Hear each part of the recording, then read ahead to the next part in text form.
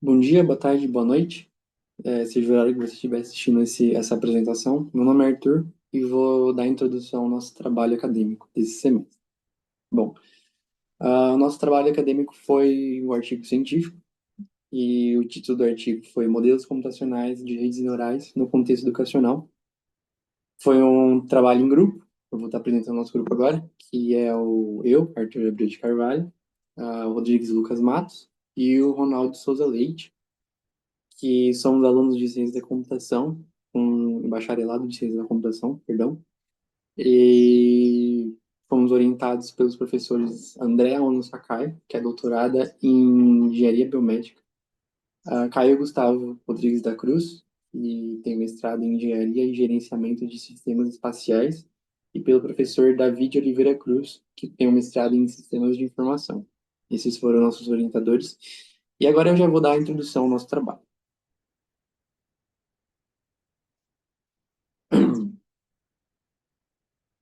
Bom, modelos computacionais são representações matemáticas ou lógicas de sistemas complexos que ajudam a entender e prever o comportamento das pessoas, ou o seu comportamento, enfim.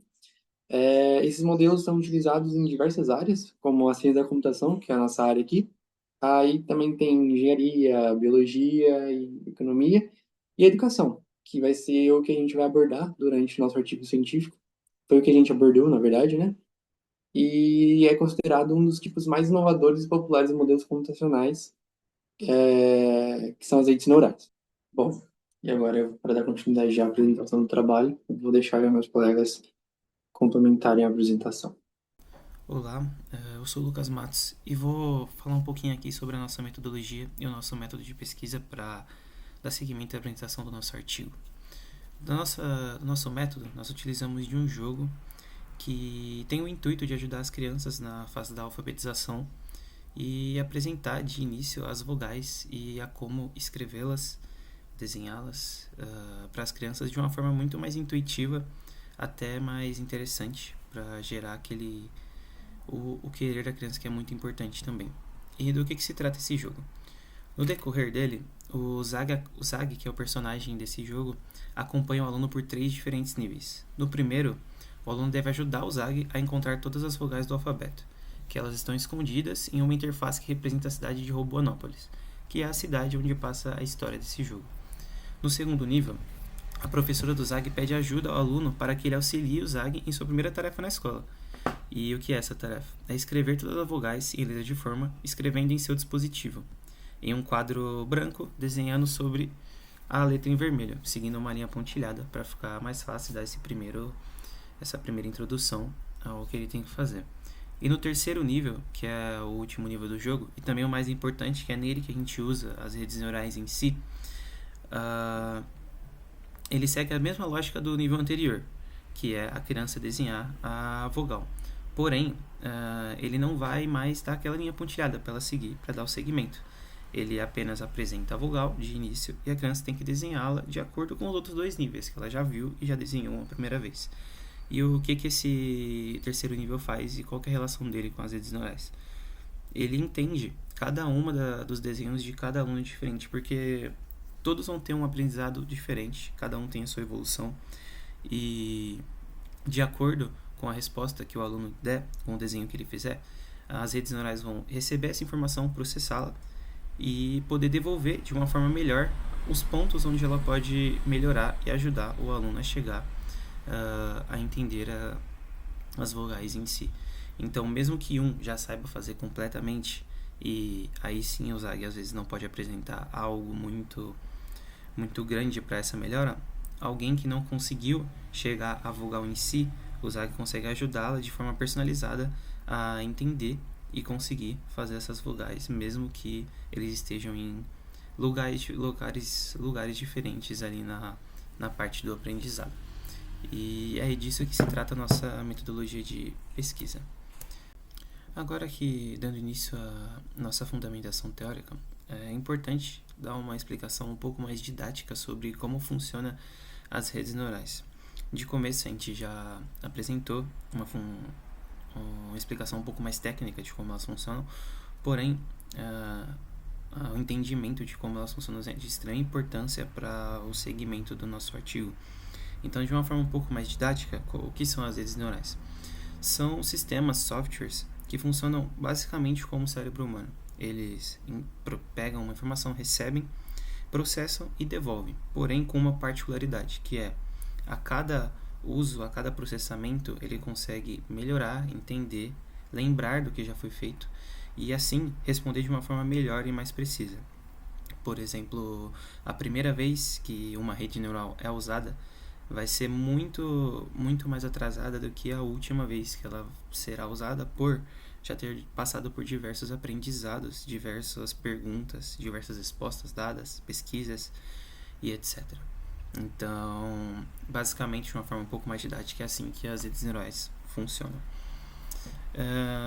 Agora, falando um pouquinho sobre as dificuldades, né, enfrentadas no sistema educacional, nós sabemos que passamos por momentos difíceis na educação já há muitos anos aqui no Brasil e, além de outros diversos problemas, lidamos muito com a desigualdade e a evasão escolar, que são assuntos de extrema importância que deveria ser melhorado o mais rápido possível. E como poderíamos trabalhar em cima disso?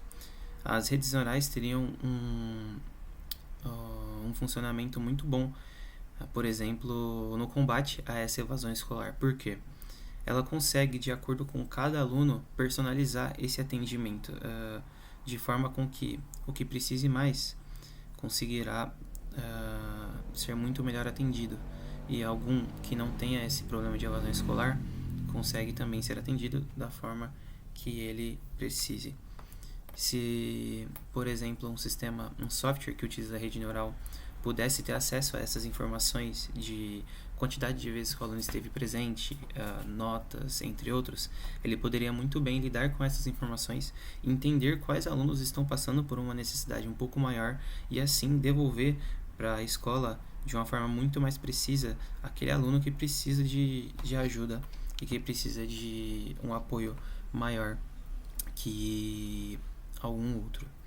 E sobre as dificuldades e fragilidades na educação, se trata muito do que eu acabei de falar. Além da evasão escolar, a desigualdade é muito grande. É possível ver que alunos que moram em áreas mais afastadas ou que têm menos acesso à escola sofrem muito com essa parte da desigualdade, e é algo que as redes neurais podem trabalhar em cima disso com diversos softwares, como o exemplo que eu dei da evasão escolar. Algum outro software que utilize esse mesmo sistema, esse mesmo modelo de aprendizado e que consegue personalizar para cada um deles uma experiência muito melhor. Assim, a gente equiparando mais o nível de evolução de cada um. Olá, meu nome é Ronaldo de Souza Leite e eu vou dar continuidade na apresentação. Após os desafios citados anteriormente, com o uso de redes neurais, a gente poderia começar a enfrentar esses desafios. Primeiramente, vou dar alguns exemplos. Com o uso de redes neurais, poderíamos identificar o risco de evasão escolar por parte de alguns alunos, o que permitiria às escolas e professores agirem antes que o aluno deixasse a escola. Além disso, o aprendizado personalizado permite que o conteúdo seja aplicado de acordo com o ritmo e as necessidades de cada aluno, tornando o ensino mais inclusivo. Alunos com diferentes ritmos de aprendizado poderiam conseguir acompanhar o conteúdo.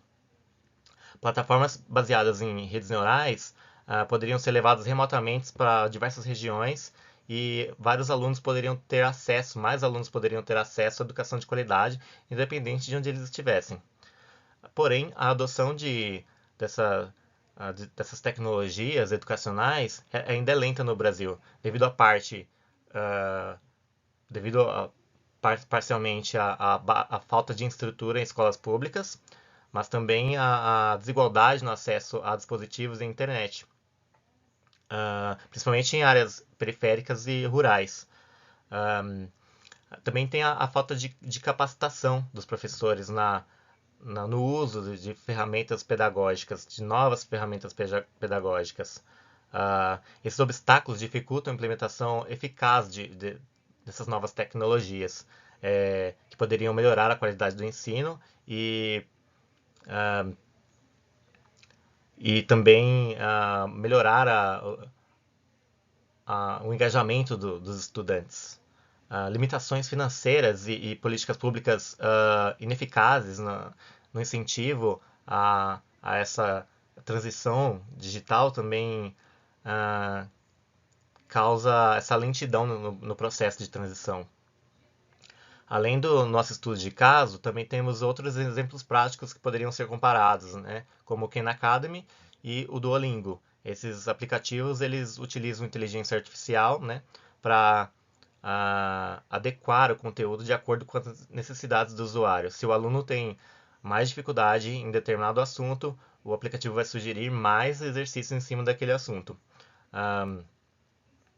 No Brasil, iniciativas como o programa Educação Conectada, apesar de ser um programa inicial, ele ajuda bastante, né, no incentivo ao uso de novas tecnologias nas escolas públicas. E essas tecnologias, esses pequenos incentivos são essenciais para que cada vez mais essas tecnologias sejam acessíveis a todos. Bom, aí eu volto agora com as considerações finais. Bom, no artigo científico que foi escrito sobre o desenvolvimento do jogo educacional, que foi o que a gente meio que se aprofundou mais, os autores escrevem que as crianças, eles testaram isso com as crianças de uma escola, e quando eles chegaram na sala, eles perguntaram quais alunos que tinham dificuldade ou algum problema que não conseguisse mexer com o computador. E, bom, para surpresa de ninguém, todas as crianças já sabiam mexer com o computador. Então, eles foram para a sala de informática e os autores ficaram bem surpresos, porque as crianças já foram ligando os computadores perguntando sobre o link do jogo e sobre como que seria, enfim. E depois de explicado na sala de aula como é que funcionaria o jogo, eles disponibilizaram o link para as crianças, que, assim, sem dificuldade nenhuma, já começaram a brincar, já começaram a concluir as fases do jogo. E aquelas crianças que terminavam primeiro, elas, sem ninguém precisar mandar ou qualquer coisa do tipo, elas já iam ajudar as outras crianças que estavam com um pouco mais de dificuldade. Os autores dizem que as crianças tiveram um pouco mais de dificuldade porque essa fase 3 exige que as crianças desenhem, né, a letra certinha no, na tela do jogo. Então, com o mouse isso se tornou um pouco mais difícil, mas não impossível. Então, os autores vendo isso, né, eles pegaram um celular deles mesmos, acessaram o link do jogo pelo celular mesmo, e na hora de chegar na fase 3, as crianças fizeram sem nenhum problema. Então, o que evidencia que as escolas deveriam, assim, investir um pouco mais em tecnologias que fossem nesse tipo. Então, o resultado foi positivo, os alunos terminaram as outras fases sem dificuldades. E no final, quando eles perguntaram, qual que foi o dispositivo que vocês mais preferiram, né? Todos responderam qual foi o dispositivo que teve mais dificuldade. As crianças responderam que foi o computador por conta da questão do mouse. Então, evidenciando assim que, na verdade, nem sempre o computador é a melhor saída, né? E, a, e fica né, o questionamento sobre a necessidade da tecnologia nas escolas, na alfabetização, porque esse é um jogo que foi desenvolvido e foi implementado e com certeza poderia ajudar muitas crianças que estivessem sendo que estivessem sendo alfabetizadas naquele instante, né? Já que é um jogo totalmente intuitivo, totalmente ligado à tecnologia e principalmente às redes neurais que fazem todo o processamento das imagens, etc., dos reconhecimentos em Canva, enfim. Essa foi a nossa apresentação. Aqui nós temos a nossa bibliografia, toda a nossa referência de pesquisa, todos os artigos estão aqui. E fica aqui nossa mensagem que as redes neurais podem revolucionar a educação ao personalizar o aprendizado, né? Porque, como a gente viu, o sistema que foi desenvolvido realmente foi algo que foi bem fácil das crianças mexerem e entenderem como é que funciona, e isso seria extremamente importante no nosso contexto educacional, visto de todo o cenário de dificuldades que nosso setor de educação passa. Eu espero que vocês tenham gostado. Se alguém tiver alguma pergunta, pode deixar aqui nos comentários. E, enfim, brigadão, viu? Tchau, tchau.